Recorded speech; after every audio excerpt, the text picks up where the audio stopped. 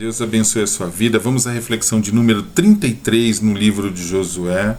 Estamos no capítulo 10. Nós vamos ler hoje do versículo 16 ao versículo 27. Essa leitura será realizada na Bíblia NVI. Os 5 reis fugiram e se esconderam na caverna de Maquedá. Avisaram a Josué que eles tinham sido achados numa caverna em Maquedá. Disse ele: rolem grandes pedras até a entrada da caverna e deixem ali alguns homens de guarda. Mas não se detenham, persigam os inimigos, ataquem-nos pela retaguarda e não os deixe chegar às suas cidades, pois o Senhor, o seu Deus, os entregou em suas mãos. Assim Josué e os israelitas os derrotaram por completo, quase exterminando-os, mas alguns conseguiram escapar e refugiaram-se em suas cidades fortificadas.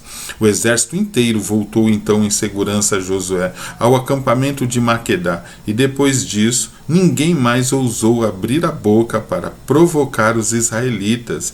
Então disse Josué: abram a entrada da caverna e tragam-me aqueles 5 reis. Os 5 reis foram tirados da caverna. Eram os reis de Jerusalém, de Hebrom, de Jarmude, de Lax e de Eglon.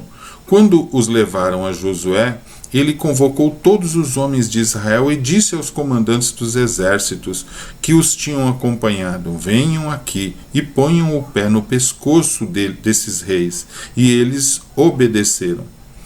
Disse-lhe Josué: não tenham medo, não se desanimem, sejam fortes e corajosos. É isto que o Senhor fará com todos os inimigos que vocês tiverem de combater. Depois Josué matou os reis e mandou pendurá-los em 5 árvores, onde ficaram até a tarde. Ao pôr do sol, sobre as ordens de Josué, eles foram tirados das árvores e jogados na caverna, onde haviam se escondido. Na entrada da caverna colocaram grandes pedras, que lá estão até hoje. Glória a Deus pela leitura da sua palavra. Amém? Mais uma fatia aqui desse capítulo 10, dessa conquista, né? Israel que sai ali agora da parte central, está indo para a parte sul, né, de Canaã, e ali ele começa, já tem essa batalha com esses 5 reis que se reuniram, né, que foram contra os gibeonitas, que são aí agora protegidos por Israel. Josué é avisado, ele vai ali e começa a guerrear com esse povo. A gente viu aí na reflexão anterior o grande milagre que Deus fez aí, né, aquela ação sobrenatural de reter o sol, reter a lua. E isso foi tremendo, fez com que o dia ficasse mais longo. E agora nós estamos aqui nesse momento onde o dia está mais longo, né? Então, e a batalha está bem longa, e nós estamos vendo aí o trabalho todo que Josué está tendo, mas debaixo de luz do sol, né? Então tudo isso durante o dia, podendo enxergar bem, podendo aplicar bem as suas estratégias. Então, e aí nós vimos aí o final disso, né? Esses reis que se escondem, que depois Josué manda trazê-los, eles são mortos, né, exterminados, e aí se dá a vitória. Esse corte que nós lemos agora da palavra do Senhor no capítulo 10, se dá aí a grande vitória sobre esses 5 reis. E vamos então às reflexões. Eu quero então já iniciar aqui com esse momento que Josué está na batalha, né? Lembrando que o dia agora está mais longo, o Senhor parou o sol, e Josué, diante dessa batalha, né, ele já tinha vencido uma parte, os reis tinham fugido, e agora ele estava atrás do restante do povo. Enquanto ele está nessa missão, nesse contexto da batalha, alguns soldados chegam até ele e dão um recado para ele: olha, os 5 reis entraram numa caverna lá em Maquedá. Josué então se volta a esses soldados e dá uma seguinte instrução: ó, vão lá, coloquem pedras na porta, deixem eles presos lá, deixem alguns homens lá, mas continuem a batalha. Vão pela retaguarda do inimigo e vamos destruir todos, né? Vamos destruí-los por completo. E aí então é a forma que se dá a batalha até esse momento. E eu queria já trazer uma reflexão importante sobre esse cenário, né? E falar um pouquinho sobre a questão de começar algo e terminar, né? É importante entendermos que nós, seres humanos, quando nós repetimos muito uma ação, aquilo vira um hábito. E tem pessoas que infelizmente já estão com o hábito de começar uma coisa e não terminar. Quando você começa lá, por exemplo, um curso, começou um curso, não gostou, parou. Começou outro negócio, não gostou, parou pela metade. A pessoa, além de perder tempo, além de ter um desgaste, aí, ter um gasto com coisas que você começa e não termina, você também cria um mau hábito na sua vida de não concluir aquilo que você começa. E você fica mais fraco. Quando você vai para diante das novas coisas que certamente vão surgir na sua vida, você vai ter um problema muito grande, porque o seu corpo criou um condicionamento, começa uma coisa e não termina. A sua mente, as engrenagens já assumiram esse contexto. A pessoa até começa com ânimo, com alegria, mas nunca consegue concluir nada. Começa a mexer numa coisa, larga pela metade. Isso é muito ruim. Então nós temos que vencer este mal. Você começa lá, pegando o exemplo do curso de novo. Comecei um curso, não é o curso que eu queria, mas vai até o fim. Aquilo pode servir para você para alguma coisa. Tem gente que começa a faculdade e para, depois entra na outra faculdade e para. Conclui e você vai ver o quanto isso vai ser uma bênção na sua vida. Até porque você vai, todo o dinheiro que ia ser desperdiçado, você acaba investindo bem esse dinheiro, você acaba tendo aí, né, a conclusão do curso, um benefício, um conhecimento por completo daquilo que você começou, ou a conclusão de algum trabalho que você começou, né? E aí você lá na frente vai ter um ganho muito grande, né? Isso é muito importante. Agora, se tratando das coisas de Deus, é mais complicado ainda, porque a gente sabe que na igreja do Senhor tem muitas coisas a serem feitas, muitas atividades, e às vezes você começa a fazer uma coisa e para na metade. Tem gente que começa lá, eu quero aprender a tocar, e começa a aprender a tocar e para. Eu quero aprender a cantar, começa a aprender a cantar e para. Vai até o final. Isso pode ser usado de N maneiras na obra do Senhor, né? Mas olha o cuidado. Eu quero aqui olhar também a ação desses 5 soldados, que foram ali de uma forma até ingênua, né? Ingênua e não com maldade, mas querendo alertar Josué.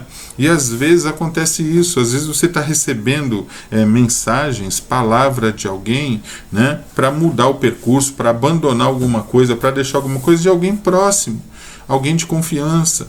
E é mais importante você focar naquilo em que você começou a fazer. E Josué faz isso, ele vai até o final. Só depois que ele conclui essa parte da batalha que ele volta para resolver a questão dos 5 reis. Então que na nossa vida nós possamos ser assim.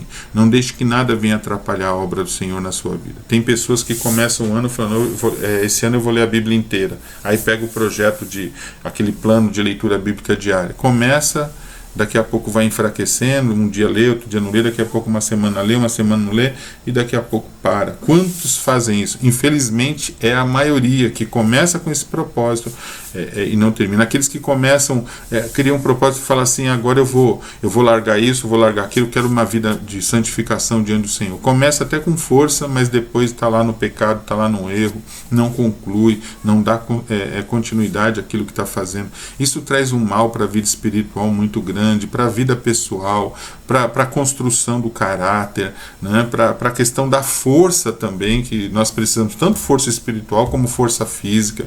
Precisamos olhar para trás e nos fortalecer, porque quando olhamos para trás e vimos lá tudo aquilo que construímos, tudo aquilo que concluímos, aquilo nos fortalece, aquilo nos dá força para enfrentarmos a nova onda, para enfrentarmos o novo, para enfrentarmos os novos desafios.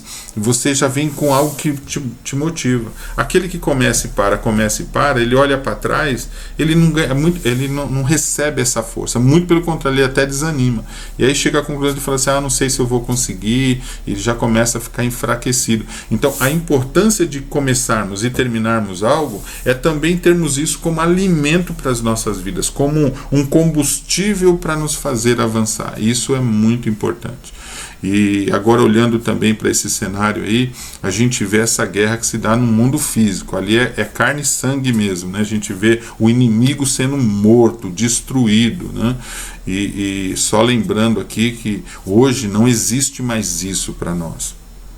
Hoje a nossa batalha não é nem contra a carne, nem contra o sangue. É contra o inimigo das nossas almas. Então nós precisamos aqui, é importante ressaltar isso na questão desse texto, nós precisamos entender, porque às vezes você está sendo perseguido no trabalho e você acha que a pessoa que está te perseguindo é seu inimigo, está sendo perseguido na escola, na família, e a gente toma muito, a pessoa que não tem esse discernimento, ele toma a pessoa como inimigo, e espera que Deus, na sua justiça, mate essas pessoas, destrua essas pessoas. Não é assim que funciona, até por nós mesmos, né? Não é esse o desejo que tem que estar no nosso coração. As coisas do Senhor hoje para nós é muito diferente. Nós devemos amar o próximo. Quando eu falo próximo, não está falando aqui quem é esse próximo, é o seu próximo, como nós amamos a nós mesmos. E sobre aqueles que falam mal de nós, a Bíblia manda que nós falemos bem deles. Bendizem aqueles que te maldizem. Então, essa é a ordem de Deus, essa é a parte. E se alguém te der um tapa numa face, dê a outra. Olha como é bem diferente, né? Mas nós temos um inimigo real. E quando a gente consegue entender isso, nós vamos orar pelas vidas que são preciosas, mas vamos repreender a ação maligna através das nossas orações, do nosso clamor, né? E aí nós vemos uma coisa importante, né, nessa questão aí. Então Josué vai avançando, né? E conforme ele vai avançando ali no sul e vencendo as batalhas, né, a moral de Israel cresce ali, vai se agigantando, e o povo daquela terra começa a temer. E no versículo 21 a gente vê no finalzinho uma frase lá: agora ninguém mais vai zombar de nós, né? Então nós temos essa garantia no Senhor. O Senhor é aquele que, na sua justiça, né? Às vezes a gente é perseguido de um lado, desvalorizado do outro, mas em Cristo Jesus, né? Aqueles que colocam a sua vida no Senhor, aqueles que são encapsulados por Deus, né? Se escondem no Senhor, nós temos a plena certeza que o Senhor um dia, lá na frente, no tempo do Senhor, o Senhor nos dá a vitória, o Senhor nos concede a bênção, o Senhor nos honra. Então, muitas vezes a gente está passando por perseguição, está sendo desacreditado nisso, naquilo. Qual é a nossa parte? É nos lançarmos mais e mais no Senhor, porque o Senhor é que muda essa circunstância, é o Senhor que nos faz avançar, é o Senhor que dá continuidade nas coisas da nossa vida, né? Que você possa crer nisso, né? Israel, você vê, zombavam de Israel, agora você vê essa frase aí no final do versículo 21, agora eles não vão mais zombar de nós. Vai chegar uma hora que Deus vai te honrar de uma forma que as pessoas que falaram de você vão se arrepender, vão perceber que fizeram uma crítica, fizeram um julgamento equivocado, e que você realmente é um homem de Deus, você é uma mulher de Deus. Mas espere no Senhor, não use a sua justiça, use a justiça do Senhor. Amém? E nós vemos também, depois que acabou a batalha, agora Josué vai resolver o caso dos reis. Então ele pede para que aqueles reis venham, peguem aqueles reis na caverna e tragam diante dele. Quando ele chega ali, ele pede até para os seus comandantes colocarem o pé sobre o pescoço deles, no sentido de trazer um simbolismo, uma mensagem para Israel. Olha só, aqueles que falavam de nós estão aqui humilhados diante de nós, né? E é importante aqui, eu quero trazer uma reflexão nesse ponto do texto. É importante nós entendermos que o Senhor é aquele que, num determinado momento, chama todo mundo a juízo, todo mundo. Então, às vezes, por exemplo, você está sendo perseguido, isso e aquilo, as pessoas que continuarem dando lugar ao inimigo, por si só elas acabam sofrendo, porque a palavra do Senhor diz: aquele que é o que você planta, você colhe. Mas a nossa maior perseguição, como eu tenho dito, é a questão do próprio inimigo, e vai chegar o dia que o Senhor vai julgar esse inimigo e nós vamos ficar por completo livre deste mal, né? Então aqui nós vemos como é importante isso, e que vem a presença do Senhor, que vem o dia do julgamento, que vem o dia que o Senhor então vai julgar as causas. E aqui foi o que aconteceu com esses reis. Chegou a hora de eles serem julgados por Deus ali, né? Ali eles têm o julgamento deles, ali eles são punidos, né? E essa coisa que se dá no físico, para nós aqui é no espiritual. O inimigo também vai ter esse dia, mas por enquanto a nossa parte é resistir, é permanecer firme, é confiar no Senhor, é esperar no Senhor, confiar na sua justiça, que um dia o inimigo ele vai vir, ele vai encontrar esse julgamento também, né? Só trazendo assim essa reflexão para nós lembrarmos disso, porque às vezes a nossa caminhada é tão pesada, né? A cruz que carregamos é tão difícil, mas lá na frente nós temos garantido a nossa vitória, vitória.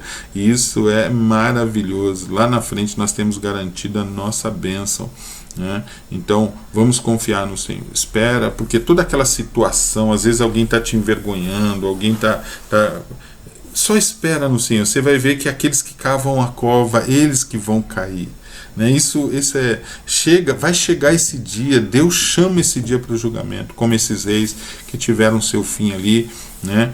Tiveram o julgamento deles, foram humilhados e depois mortos, né? E aí mostra esse cenário. E por fim eu quero falar dessa grande vitória, né? Deus é aquele que garante a vitória. Vê Josué ali, depois que os homens chegam diante dele, retornam em segurança, eles falam: confia no Senhor, o Senhor vai entregar na mão de vocês todos aqueles que se opuserem, todos aqueles que vierem contra vocês em batalha. Deus vai entregar, Deus vai dar a vitória. E nós cristãos temos isso também. Você tem que ter essa fé, né? Isso evoca a questão da fé nas nossas vidas, né? O Senhor diz assim: nós somos mais que vencedores. Ainda que hoje você olha e parece que você não vê essas vitórias, só derrota. Espera. Haverá o tempo em que Deus vai te honrar. Então, na terra, em vida, nós temos tempo de rir, tempo de chorar, tempo de ganhar, tempo de perder. Nós passamos por essas estações. Mas pegando agora no todo, no final disso tudo, a grande alegria que temos é saber que lá na frente a vitória é nossa. Somos mais do que vencedores. É muito mais do que a sensação de vencer. É a sensação da eternidade, da glória, da alegria eterna, de não ter ao lado a tristeza mais, nem a angústia, nem a dor, de sermos livres disso tudo. É o que nos aguarda, essa grande vitória, né? Então aqui nós terminamos essa parte do texto com Josué exterminando esses 5 reis, começando a dominar mais o sul aí, né? Ainda não terminamos o capítulo 10, mas estamos vendo o amor de Deus para com o justo, para com aqueles, né? Se Deus estiver na sua frente, se você entregar a sua vida, colocar Deus na frente, você vai passar por tudo isso. É Deus te honrando, é Deus elevando a sua moral, é Deus vencendo a batalha por você, como nós vemos no texto, né? Deus venceu o inimigo, né? Deus vai proporcionando os milagres que nós vamos vivendo, que nós estamos ali guardados nas potentes mãos do Senhor, conforme o movimento da nossa vida, ainda que as batalhas são difíceis, mas nós vamos ver o milagre de Deus. Mas a nossa parte é confiar no Senhor, é nos entregarmos por completo nas mãos do nosso Deus. E que você possa ter essa renúncia, essa entrega, que você possa continuar firme, tudo aquilo que Deus colocar na sua mão para fazer, faça até o fim, né? E você vai ver o quanta bênção de Deus virá sobre a sua vida. Deus o abençoe grandemente, assim como toda a sua família.